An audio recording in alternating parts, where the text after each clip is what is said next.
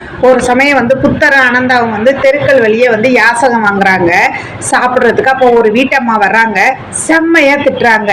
பாக்குறதுக்கு நல்லா தானே இருக்கிறீங்க, ஏன் இப்படி பிச்சை எடுத்து பிழைக்கிறீங்க அப்படின்னு சொல்லி திட்டுறாங்க. ஆனந்தாவுக்கு செம்மையா கோபம் வருது. அந்த அம்மாவை திருப்பி பேசுறதுக்கு வாய் எடுக்கிறாரு. புத்தர் ஆனந்தாவை பேச விடாம கூட்டிட்டு போயிடுறாரு. அப்போ புத்தர்கிட்ட சொல்றாரு, என்ன சாமி அந்த அம்மா அம்புட்டு திட்டுறாங்க, நீங்க என்னை ஒரு வார்த்தை கூட சொல்ல விடலையே அப்படின்னு சொல்லி. ஆனந்தா, என் கையில இருக்கிற இந்த திருவோட்டை புடி, இதை கொண்டு போயிட்டு சாயங்காலம் என்கிட்ட கொண்டாந்துதா அப்படின்னு சொல்றாங்க புத்தர். சரின்னு சொல்லிட்டு ஆனந்தா கொண்டு போறாங்க. சாயங்காலம் கொண்டு வராங்க. அதே மாதிரி இல்லை இது எனக்கு வேண்டாம், உங்ககிட்டே இருக்கட்டும்னு சொல்லிடுறாரு புத்தர். சரின்னு சொல்லிட்டு ஆனந்தா கொண்டு போயிடுறாரு.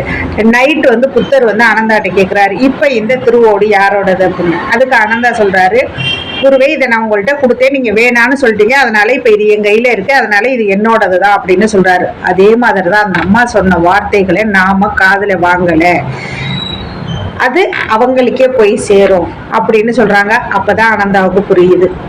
இது மாதிரி தாங்க, தேவையில்லாம யாராவது நம்மளை ஏதாவது சொன்னா நாம திருப்பி பதில் பேச வேண்டாம்.